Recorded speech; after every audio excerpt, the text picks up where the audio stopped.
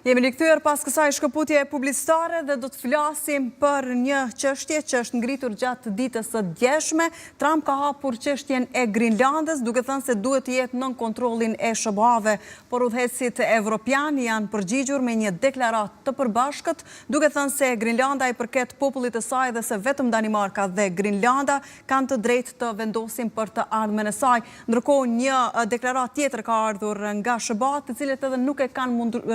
përjashtuar edhe mundësin që të çojnë edhe forcat ushtarake në Grinland. Se çfarë pritet të ndodhë, do të flasim në lidhje të drejtë për drejtë. Kemi Sokol Brahajn, gazetarin nga Turqia, njësi gjeopolitikës. Brahaj, përshëndetje. Përshëndetje.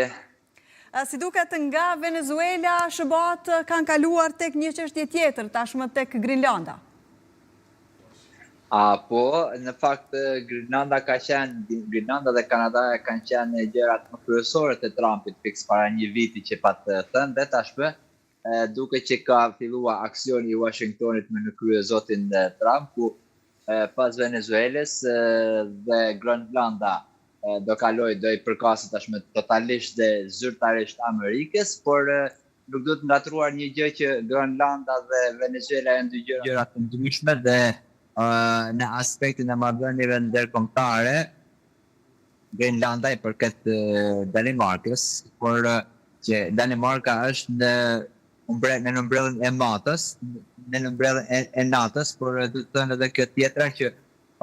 nuk do të kemi një luftë apo diçka, domethënë, apo një grabitje, si u grabit apo si që arrestua Maduro. Por sepse atje Amerika deri më tani ka vetë forcat e veta ushtarake, ka bazat e saj ushtarake dhe këtë besoj që me një tip referendumit a me një tjetër, shumë shpejt Trumpi do ta marrë dhe ta bëjë pjesë të Amerikës.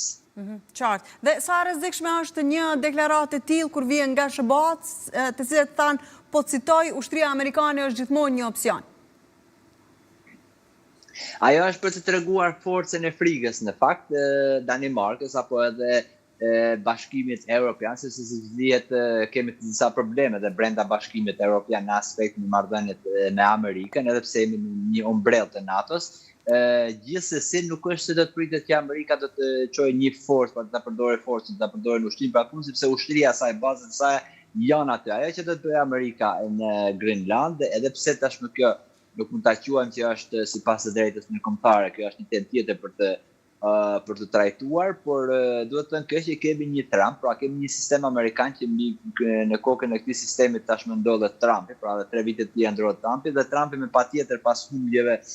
shumë të mëdha të elektoratit të tij, pra të votave të tij në Amerikë, dihet që në nëntor kanë zgjedhjet e Senatit dhe Kongresit amerikan, dhe për këtë arsye duhet të japë shumë gjëra popullit amerikan që ai të arrisë të marrë atë. Dhe nëse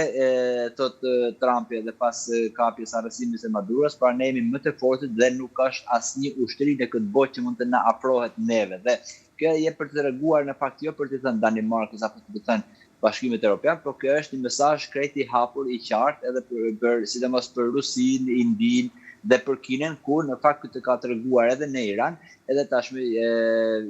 me dy e këtë tregoj edhe në Venezuelë, kështu që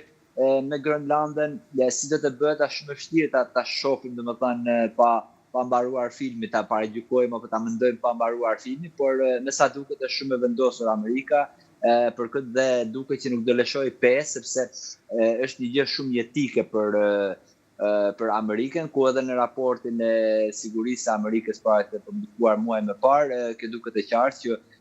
jo vetëm Grinlanda, por ndoshta edhe Kanadaja shumë shpejt do të jenë pjesë e Amerikës, po se si do të jenë ajo me të ligjet ndërkombëtare të sotme, pra me kombet me ligjet e Kombeve të Bashkuara, nuk mund ta parashikojmë që do të jetë në këtë formë, por duket që siç e thanë, domethënë edhe dje që Trumpi unë jam mbreti dhe mbreti normalisht në të gjithë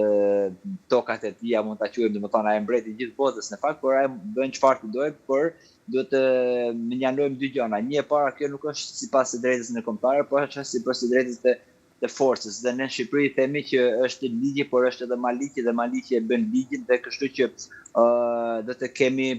lëvizje shumë të rëndësishme për Amerikën dhe do të kuptuar mirë që janë edhe për konsum të mrenshëm amerikan, ku në fakt edhe Rubio tha në prononcimin kur dolën para mediave duke prononcuar se su arrestua Maduro, tha që kemi një presidenta që nuk din të bëjë shaka, pra atë që thot, ky di ta bëjë dhe kështu të marrin mësim kushdo tjerë, jo vetëm atë të Amerikës Latine, por bëhet fjalë edhe për Rusinë, për Kinën e për Iranin e për të tjera. Dhe kjo